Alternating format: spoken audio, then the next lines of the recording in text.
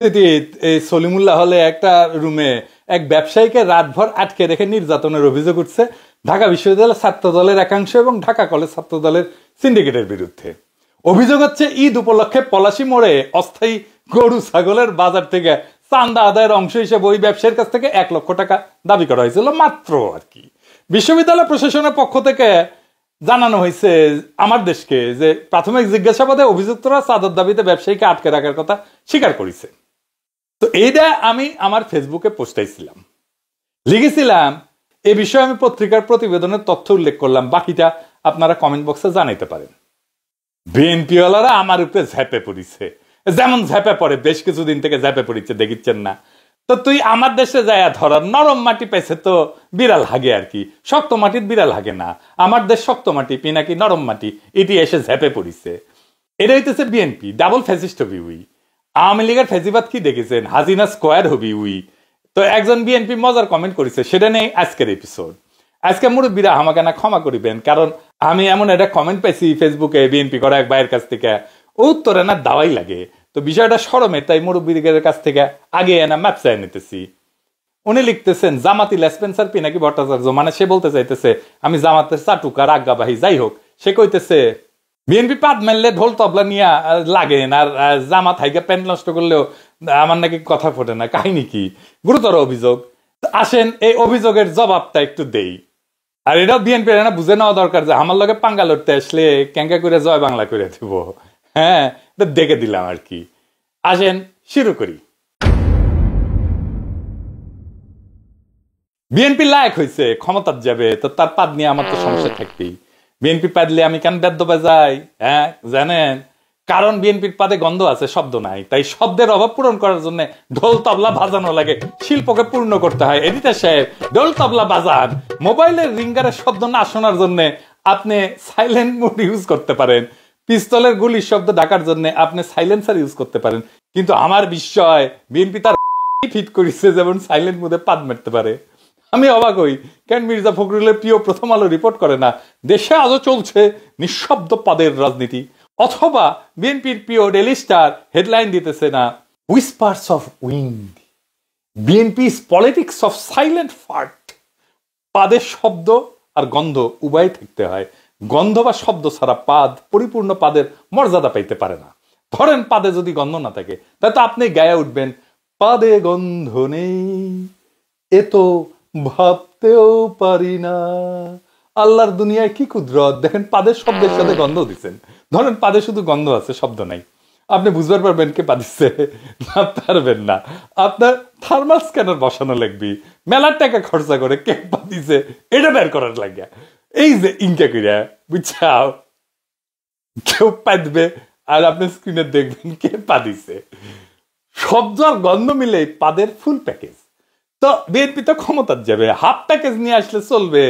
পাবলিকে বলবে আপনি নকল পাদের নকল সরকার। অথর্ব জনগণ গান গাইবে বিএনপির প্রিয় রবীন্দ্রনাথ ঠাকুরের সুরে, ওরা পাদিতে জানে না দয়াময়। জামাত ক্ষমতা যাওয়ার মতো লায়ক হোক দেখমুনি, এখন জামাতের পিছে দেওয়ার মতো টাইম আমার নাই। ওরা লেদা বাচ্চা, নিজের পাদের শব্দে নিজেই ডরায়। 1971 একবার পাদি ছিল, সেই ডরে এখনো চমকায় চমকায় ওঠে। ওরা এখনো বুঝবার পারে না এটাই উৎকৃষ্ট সময় 71-এর ব্যাপারে জাতির সামনে একটা স্পষ্ট বক্তব্য হাজির করা। তাই ওরা এখনো বিএনপির ওই ভাইয়ের কথা মতো জামাত হাইগা প্যান্ট নষ্ট করে। লেদা বাচ্চা তো, তাই লেদা বাচ্চা জামাতের লগে দামরা পোলা বিএনপির তুলনা করছেন। আপনারা মনে করছেন যে আমি হুদাই পাদ নিয়ে এপিসোড বানাইছি। আমি এপিসোড বানাই রাজনীতির বিষয় নিয়ে, সিরিয়াস বিষয় নিয়ে, তাই বলে শেষ পর্যন্ত পাদ নিয়ে এপিসোড? জি না, পাদ একটা রাজনৈতিক বিষয়। যেমন ধরেন বিএনপি ক্ষমতাটা আসলে সে পাদ প্রদীপের সামনে এসে দাঁড়াইবে, ক্ষমতার পাদ পিছে বিএনপির অভিষেক ঘটবে। পাদ শুধু রাজনীতি না, এটা একটা গুরুত্বপূর্ণ ক্ষমতা প্রশ্ন। কে কার চাইতে ক্ষমতাবান এটা বোঝার মাপকাঠি হইতেছে পাদ। শুনিছেন না বড় কর্তার পাদে গন্ধ নাই? তার মানে আপনার পাদে কত মানুষ গন্ধ পাইতেছে না, তত মানুষ আপনার ক্ষমতা বলয়ের অধীন। এটাই আপনার স্ফিয়ার অফ ইনফ্লুয়েন্স। আমি শেক্সপিয়ার হইলে লিখতাম a king's fart hath no scent only thunder. রাজার পাদে গন্ধ নাই, আছে শুধু গর্জন। ভোট আপনি ভয় দেখায় নিতে পারবেন, জাল ভোট দিতে পারবেন, ইঞ্জিনিয়ারিং করতে পারবেন, কিন্তু আপনারে বড় কর্তা ভেবে আপনার পাদের দুর্গন্ধ সহ্য করার জন্য নিরেট ভালোবাসার আনুগত্য ছাড়া সম্ভব না। তাই পলিটিক্যাল ম্যান্ডেট নেওয়ার এটা খুব solid strong out of the box idea হইতে পারে কর্তার পাদের গন্ধ সহ্য করার মতো আনুগত্য। এইটারে সরকার গঠনের পদ্ধতি হিসেবে বিবেচনা করা যাইতে পারে। আশা করি প্রফেসর ইউনূসের ঐক্যমত কমিশন এই বিষয়টা নিয়ে ভাববেন। পলিটিক্যাল পার্টিগুলো কে কত দুর্গন্ধযুক্ত পাদের গন্ধ জনগণকে খাওয়াইতে পারে, এটাই তো আসলে ভোট। শেক্সপিয়ার হইলে লিখতেন, to fart or not to fart, that is the question. Awami লীগকে নকল করাই যখন বিএনপির রাজনীতি হয়ে গেছে, আওয়ামী লীগের ধার করা অসাম্প্রদায়িকতা, মুক্তিযুদ্ধের চেতনা, জামাত শিবির রাজাকার, 1971 ছাড়া বিএনপির যেমন চলেই না, হাসিনার স্মার্ট বাংলাদেশের মতো করে স্মার্ট পাদের কর্মসূচি ঘোষণা করতে পারে বিএনপি। ওরা কবে আমাদের পাদে গন্ধ কম, শব্দ কম এবং স্বল্পস্থায়ী স্মার্ট। তখন মির্জা ফখরুল এসে বলবে, দেখেন আমাদের পাদ হাইব্রিড না, আমরা আদর্শবাদী পাদ মারি, এটা বায়োডিগ্রেডেবল, জনগণেরও সহ্য হয়, মিডিয়াও রিপোর্ট করে না। আমি যখন মেডিকেল কলেজে পড়ি তখন ছাত্র দলের ছেলেরা মিছিলের স্লোগান দিত, খতম করো বিদেশিবাদ, কায়েম করো জাতীয়তাবাদ। ওদের কে বুঝাবে জাতীয়তাবাদ, গণতন্ত্র এইসব ধারণা বিদেশি, কোনোটাই দেশি না। ওরা যদি কইতো পাদীয়তাবাদ, এটা খাঁটি দেশি হইতো। তার স্লোগান হইতে পারতো খতম করো বিদেশিবাদ, কায়েম করো পাদীয়তাবাদ, তাহলে কিন্তু জম্পেশ হইতো। বাংলাদেশের রাজনীতি কিন্তু মঞ্চ নাটকের মতো। ধরেন একটা মঞ্চ নাটক ভাবেন, একদিকে আওয়ামী লীগ পাদ ও প্রদীপের আলো থেকে দূরে সরে গেল, আর বিএনপি আসীন হইল ক্ষমতার পাদ। এই পাদ কিন্তু রাজনীতিতে ফেলে দেওয়ার মতো বিষয় না। 1781 সালে বিখ্যাত রাষ্ট্রচিন্তক বেঞ্জামিন ফ্র্যাঙ্কলিন উনি সিদ্ধান্ত নিলেন তিনি বিজ্ঞান চর্চায় গুরুত্বপূর্ণ বিষয় নিয়ে লিখবেন। কি জানেন সেটা? পাদ। তার প্রবন্ধের নাম ছিল to the royal academy of ফার্টিং। Benjamin Franklin রাজকীয় বিজ্ঞান একাডেমিকে উৎসাহ দিতে চাইছিলেন যেন তারা এমন কোন ওষুধ আবিষ্কার করে যা সাধারণ খাবারের সাথে মিশায় খাওয়া যাবে এবং তার শরীরের গ্যাস নির্গমনকে করে তুলবে সুগন্ধযুক্ত, পরিচ্ছন্ন সুগন্ধির মতো। অর্থাৎ এই মহান রাষ্ট্রনায়ক, লেখক, বিজ্ঞানী, আবিষ্কারক চাইছিলেন এমন একটা চিকিৎসা পদ্ধতি তৈরি হোক যাতে পাদেরও সুগন্ধ। আহারে, বেঞ্জামিন ফ্র্যাঙ্কলিনের আশা আজও পূরণ হয়নি, তার স্বপ্ন এখনো পূরণ হয় নাই। উনি বাংলাদেশে জন্মাইলে ওনার উত্তরসূরি বেঞ্জামিন ফ্র্যাঙ্কলিনের স্বপ্ন পূরণের জন্য আর একবার ফ্যাসিবাদ কায়েম করিতেন। পাদকে সুগন্ধময় করার স্বপ্ন। বাংলাদেশের রাজনৈতিক নেতাদের কাজে হইতেছে স্বপ্ন দেখা। পদ্মা সেতু থেকে শুরু করে মধ্যমায়ের দেশ সব হওয়ার স্বপ্ন দেখেন। স্বপ্ন না দেখলে রাজনৈতিক নেতা হওয়া যায় না বাংলাদেশে। ওনারা স্বপ্নের কথা বলেন কিন্তু মাঝে মাঝে ওনাদের স্বপ্ন দোষও হয়, হইলেও সেটা ওনারা চাইপে যান। যেমন পাদের গন্ধ এবং শব্দ চাইপে যাইতে চান, পারেন না। স্বপ্ন দেখবেন, স্বপ্ন তো স্বপ্ন, এটা তো হয় না। বেঞ্জামিন ফ্র্যাঙ্কলিন হুদাহুদি এমন পাদ নিয়ে গবেষণার কথা বলেন নাই। বিএনপি একটা অপারেশন চালাইছিল খালেদা জিয়ার আমলে, আর্মিরে দিয়া। নাম ছিল operation clean heart. BNP cross ফায়ারে মারছিল তার দলের লোকদেরই, কারণ তারা কন্ট্রোল করতে পারতেছিল না তার দলের গুন্ডাদেরকে। এই অপারেশন ক্লিন হার্ট যারা চালাইছিল তারাই হইয়া ওঠে র্যাব। বেঞ্জামিন ফ্র্যাঙ্কলিনের পথ ধরে তারা নতুন অপারেশন চালাইতে পারে, অপারেশন ক্লিন ফার্ট। এর লক্ষ্য হবে যারা সুগন্ধযুক্ত পাদ দিতে পারে না তাদের ক্রস ফায়ারে দেওয়া। কারণ কি জানেন? কারণ ধর্মেও পাদের একটা বিশেষ উল্লেখ ছিল। সেন্ট অগাস্টিন উনি একজন বিশিষ্ট ধর্মতাত্ত্বিক এবং দার্শনিক ছিলেন। তিনি ছিলেন রোমান ক্যাথলিক চার্চের একজন পুরোহিত এবং অনেক পরে বিশপ হয়েছিলেন। তার প্রধান রচনাগুলোর মধ্যে দুইটা হচ্ছে কনফেশনস এবং সিটি অফ গড। আমরা যখন ওই সংস্কৃতি বিকাশ কেন্দ্রে লিয়াকত ভাইয়ের ওই দর্শন পড়েছিলাম না, তখন উনি সিটি অফ গড পড়াইছিলেন আমাদেরকে। এখনো যারা পড়েন ওইখানে চিন্তার ইতিহাস, তারা নিশ্চয়ই সিটি অফ গড পড়েন। তো ওই সিটি অফ গডে উনি বলছিলেন যে কিছু মানুষ আছে যারা শরীরকে এমনভাবে নিয়ন্ত্রণ করতে পারে, যারা সুরেলা এবং গন্ধহীন পাদ দিতে পারে। যদিও বিষয়টা হাস্যকর মনে হইতে পারে, কিন্তু সিটি অফ গডের মতো দর্শনের একটা খুব বেসিক বইয়েও পাদের উল্লেখ আছে। আমরা এটা নিয়ে যতই হাসাহাসি করি না কেন।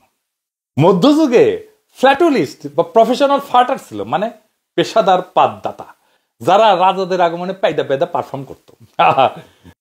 ওরা সম্ভবত গান গাইতো, আহা কি আনন্দ আকাশে বাতাসে, পেদে পেদে ফুটে ওঠে কত শোভা চারিপাশে, আহা কি আনন্দ আকাশে বাতাসে। ইনু জাতি ছিল একটা, এই আমাদের হাসানুল্লাহ কিনু না, এই কিউবেকে থাকতো হাজার হাজার বছর আগে। ইনুদের একটা পাদের দেবতা ছিল, ম্যাটসিউ কাপেউ নাম। হঠাৎ কোনো পাদের শব্দ শুনলে সবাই বুঝতে পারতো সম্ভবত কিছু বার্তা এসছে, ঐশী বার্তা। কিছু পেশাদার ফাটোলজিস্ট ছিল যারা এই পাদের ভাষার ব্যাখ্যা করত। পাদ নিয়ে একটা বই আছে কালে, প্রফেসর ভ্যালেরি অ্যালেনের on farting language and laughter in the Middle Ages. ওই বইয়ে দেখলাম যে 1300 থেকে 1400 শতাব্দীতে বাট ট্রাম্পের নামে একটা পারফরমেন্স ছিল, মানে দিয়া বাদ্য বাজানো। বিএনপির বুলু আছে না, উই তো বিএনপির মুখপাত্র আর সালাউদ্দিন সাহেব মুখপাত্র। কিছুদিন আগে বুলুর পারফরমেন্স দেখেছিলাম না, প্রফেসর ইউনুসের ধর্ম টর্ম নিয়ে কথা কইছিল। তো ওর একটা বাট ট্রাম্পেন যদি আমরা দেখতাম দিয়া যদি বাদ্য বাজাইতো তাহলে কি মজাটাই না হইতো। বিএনপির পাদে আমরা বাদ্য বাজাই, কিন্তু বিএনপির পাদগুলো কেমন তার একটা পাদ দেখাই। সালাউদ্দিন সাহেবের লেসপেন্সাররা এতই খেপিছে ইলিয়াস আর আমার উপরে জুতা মারিছে। দেখেন ইলিয়াস হোসেন ফিনাকি ইতার জুতা মারি দিয়ে আর প্রাণ প্রিয় সালাউদ্দিন ভাইয়েরে অপচর্য করার বলি আর তারা দিক্কাত জানাই জুতা নিক্ষেপ করছি। আমি জুতা মারছি যে আপনার সাংবাদিক ইলিয়াস হোসেন ও পিনাকি ভট্টাচার্যকে। ও আমাদের প্রিয় নেতা সালাউদ্দিন আহমেদকে নিয়ে মিথ্যা অপবাদ চালাচ্ছে এরা দুজনেই। এর কারণে আমরা ওরা দুজনকে আমরা কি জুতা নিক্ষেপ করছি। ইলিয়াস আলী এবং পিনাকি ভট্টাচার্য, আমরা আমাদের প্রিয় নেতার বিরুদ্ধে অপপ্রচার চালানোর কারণে আমরা এদের বিরুদ্ধে জুতা নিক্ষেপ কর্মসূচি আজকে গ্রহণ করেছি। যদি এটা যে বন্ধ না হয়, অপপ্রচার যদি বন্ধ না হয়, ভবিষ্যতে আরো এর চেয়ে কঠোরতম আমরা আন্দোলন করতে বাধ্য হব। তো আওয়ামী লীগ কোনোদিন করেছে এটা? করে নাই। কারা বাংলাদেশের রাষ্ট্র ক্ষমতা আসতে চাই দেখেন, জান কালা কালা আওয়ামী লীগ কি করেছে, ওরা বিএনপি তামা তামা কইরা দিবে আপনার জান কলে। হ্যাঁ, স্যাম্পল তো দেখিলেন। আগামীর বাংলাদেশে বাক স্বাধীনতা মানে না বলার অধিকার না। বিএনপির এহেন পাদ চিনাও চুপ থাকার যোগ্যতা। বেঞ্জামিন ফ্রাঙ্কলিন চান সুগন্ধি পাদ, সেন্ট অগাস্টিন চান সুরেলা পাদ, আর বিএনপি চায় গন্ধহীন পাদ, যেন রাজনীতি কইরা আবার দায় নিতে না হয়। তাই পাদে শব্দ থাকতে হবে, রাজনীতিতে বক্তব্য থাকতে হবে। চুপ করে গন্ধ ছড়ানোটা গণতন্ত্রের অপমান করে। গাদা গাদা সংস্কার করতেছে প্রফেসর ইউনুসের সরকার, কিন্তু একটা ছোট আর গুরুত্বপূর্ণ সংস্কার করলে অনেক সমস্যা করলে মিটে যেত। তা হইতেছে নতুন একটা আইন। কি আইন? প্রত্যেকটা সংসদীয় বৈঠকের আগে পাদ দিয়ে নিতে হবে। পাদ দেওয়ার পরেই বক্তব্য দেওয়া যাবে, কারণ পাদ আগে ব্যয় হয়ে গেলে বক্তব্যের দুর্গন্ধ কম থাকবে। আমাকে অনেক কয় যে দাদা রাজনীতিতে আসবেন আপনি? আমি কই না ভাই, আমি আসবো না। কয় কেন আসবেন না? বাংলাদেশের রাজনীতি হইতেছে পাবলিক বাসে পাদ দেওয়ার মতো। কে দিল কেউ বলে না, সবাই টের পায়, কেউ স্বীকার করে না। সবচেয়ে বড় কথা, সেই বাসে বসা যায় না, দাঁড়ানো যায় না, শুধু নিঃশব্দে সহ্য করে যেতে হয় প্রজন্মের পর প্রজন্ম। যারা সহ্য করে তারাই হইতেছে আম জনতা, এই জনগণ। এপিসোডের শেষে বিএনপি কাটা বিনা পয়সায় স্ট্র্যাটেজি দিই।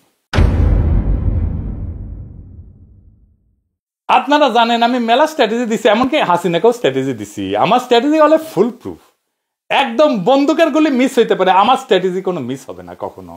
বিএনপিকে একটা ফুল প্রুফ স্ট্র্যাটেজি দিব আজকে। বিএনপি তো মাঝে মাঝে ইন্ডিয়ার দিকে দৌড় মারে। আমার হাত ধরে তুমি নিয়ে চলো সখা, আমি তো পথ চিনি না, এই কোয়েসিক কর্মীরা মারে দৌড়। আবার আমাদের টেনে আনতে হয় বিএনপিকে। আমাদের আশঙ্কা ইন্ডিয়া আবার বিএনপির সাথে সেই সিস্টেম করে ফেলবে, আবার বিএনপি মারিবে দৌড়, যা সে আওয়ামী লীগের সাথে করেছিল, মানে ওয়াকারের সাথে করেছিল ইন্ডিয়া। কিন্তু আমার স্ট্র্যাটেজি ফলো করলে ইন্ডিয়ার সাথে, বিশেষ করে মোদী সরকারের সাথে ভালো সম্পর্ক হবে বিএনপির। বিএনপির সাথে ইন্ডিয়ার সম্পর্ক হবে, এতে আমাদের কোনো সমস্যা নাই। সমস্যা হইতেছে বাংলাদেশের রাজনৈতিক অর্থনৈতিক ক্ষতি হবে কিনা। সেই জন্যে আমার স্ট্র্যাটেজি ফলো করলে ইন্ডিয়ার সাথে, বিশেষ করে মোদী সরকারের সাথে বিএনপির সম্পর্ক ভালো হবে, কিন্তু বাংলাদেশকে কোনো রাজনৈতিক বা অর্থনৈতিক ছাড় দিতে হবে না। কি সেটা? বিএনপিকে একটা আইন পাশ করতে হবে, হাইগা না সুসলেও পাইদা গঙ্গা জল। শুধু মোদি খেয়াল, মোদির বাপ আইসা ওই সরকারকে সাপোর্ট করবি। বিএনপি কি এই গঙ্গা জলের স্ট্র্যাটেজি এবার নিবে?